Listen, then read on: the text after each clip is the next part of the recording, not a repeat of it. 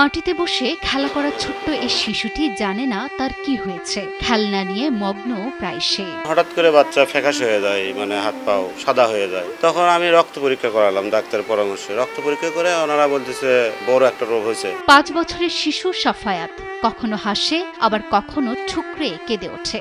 অবুঝ এই শিশু জানে না তার দেহে বাসা বেঁধেছে মরণ ব্যাধি। কি হচ্ছে ভাইয়া, মাথা ব্যথা করছে?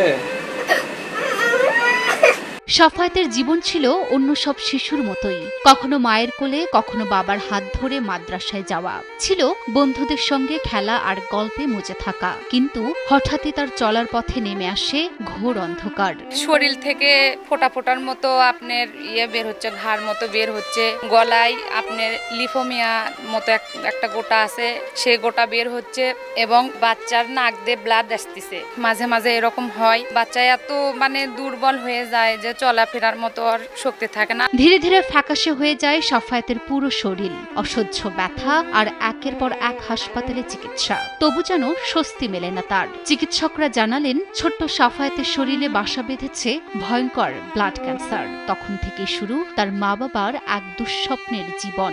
পরীক্ষা করাইছি, পরীক্ষার মাধ্যমে ওনারা বলতেছে ব্লাড ক্যান্সার হয়েছে। বাংলাদেশের শক্তিশালী thermic steel bar Famous Steel Limited. সাফায়াতের চিকিৎসা চালাতে গিয়ে বাবা মামুনুর রশিদ হারিয়েছেন তার চাকরি, বিক্রি করেছেন মোটরসাইকেল, গরু, স্ত্রীর গহনা, এমনকি শেষ সঞ্চয়টুকু।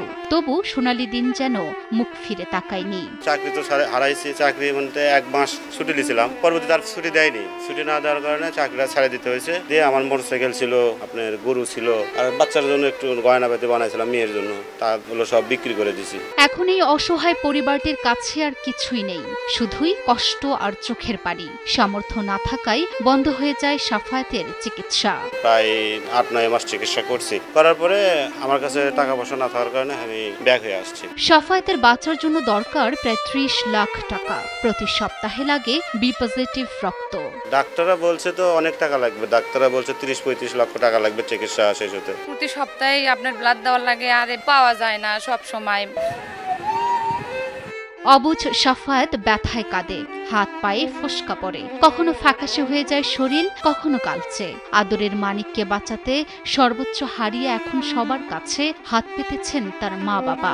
বিত্তবানদের সহায়তা পেলে হয়তো স্বাভাবিক জীবন ফিরে পাবে ছোট্ট সাফায়াত। বিত্তবান লোকের কাছে আমি সাহায্য চাচ্ছি।